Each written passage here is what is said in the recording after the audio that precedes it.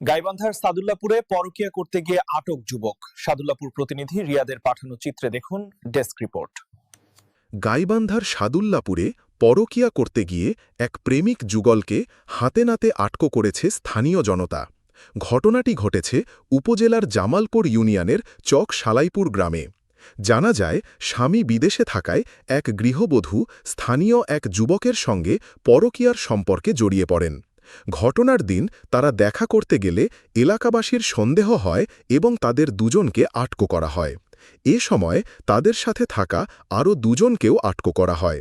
খবর পেয়ে স্থানীয় জনপ্রতিনিধিরা ঘটনাস্থলে এসে পরিস্থিতি নিয়ন্ত্রণে আনেন।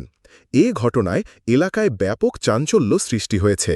শেষ খবর পাওয়া পর্যন্ত বিষয়টি নিয়ে স্থানীয়ভাবে মীমাংসার চেষ্টা চলছে এবং থানায় কোনো অভিযোগ দায়ের করা হয়নি।